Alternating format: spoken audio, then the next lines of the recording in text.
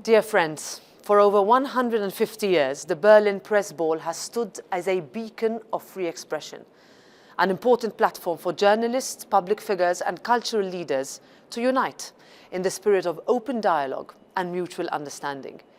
Tonight, we come together once again to honor this tradition, one that carries a particularly special meaning. 10 years ago, an attack on freedom of expression, an assault on the very essence of our democracy, united the world in a surge of solidarity and resilience. The Charlie Hebdo attack was an attempt to silence, to instill fear. Yet in the face of terror, the team at Charlie Hebdo showed incredible courage.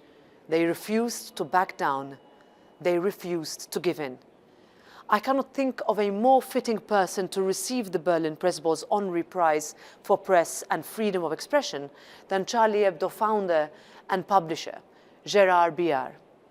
In recognizing his outstanding leadership and his unwavering commitment to press freedom, we also pay tribute to those who paid the ultimate price for doing their jobs.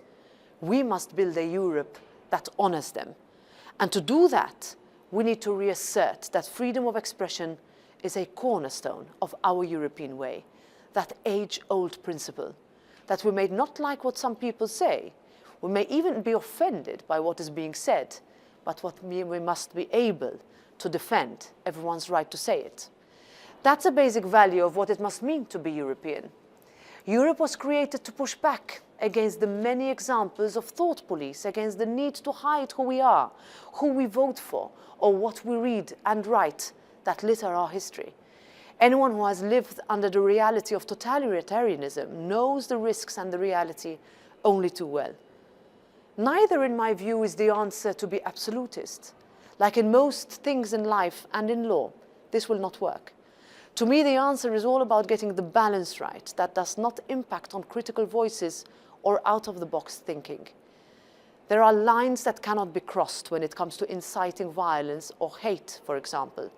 But there is a fine line between what offends and what should be censored or not allowed, and we should be careful not to cross that line.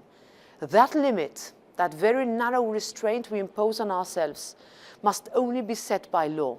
And this is why we have robust rules in place that allow you to speak freely, that allow everyone to have a voice, but that find the right balance between allowing freedom of speech and expression, between allowing plurality of views, even controversial ones, and well thought out regulation.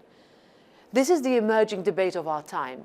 In this age of social media, artificial intelligence, algorithms, and citizen journalism, we need to have this discussion on a societal level. We cannot be afraid of debating and looking at what works and what we can do better. And if we err, then we must do so on the side of freedom. On behalf of the European Parliament, I would like to thank all those who make the Berlin Presseball a continued success. Congratulations to Gérard Biard on this well-deserved recognition, and thank you to all journalists for your relentless work and commitment.